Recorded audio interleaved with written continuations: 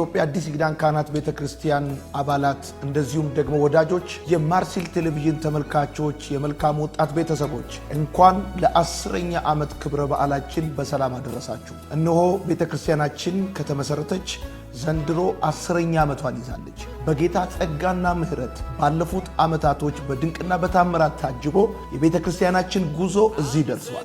ዘንድሮ በልዩ ሁኔታ የመልካም ወጣት መክፈቻ ፕሮግራምን ምክንያት በማድረግ 10ኛ ዓመታችንን እናከብራለን። በተከታታይ ቀናቶች ከሰኔ 21 እስከ 28 የእግዚአብሔርን ቃል እንካፈላለን፣ እናመልካለን፣ እንጸልያለን። ፓስተር ጻዲቁ አብዶ ሌሎችም የእግዚአብሔር አገልጋዮች ከኛ ጋር ይሆናሉ። ውድ ቤተሰቦች በእነዚህ ቀናቶች እንዳትቀሩ።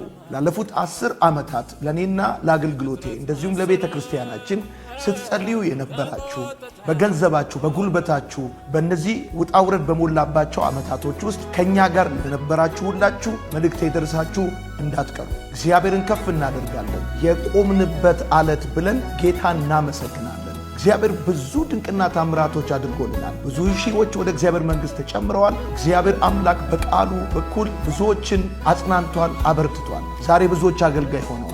የረዳንን ያገዘንን አምላካችን እግዚአብሔርን እናመሰግናለን። ከሰኔ 21 እስከ 28 የቆምንበት ዓለት 10ኛ ዓመት የቤተ ክርስቲያናችን ክብረ በዓል እንደዚሁም የመልካም ወጣት ደማስቆ 2018 የመክፈቻ ፕሮግራም ይደረጋል። በእነዚህ ቀናቶች ቤተ ክርስቲያናችን ለመጀመሪያ ጊዜ በመጋቢነት 5 አገልጋዮችን የምትሾም ይሆናል። ወዳችኋለሁ። መልካም ጊዜ ይሁንላችሁ። እንዳትቀሩ።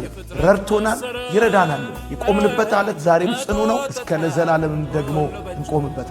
ወዳችኋለሁ።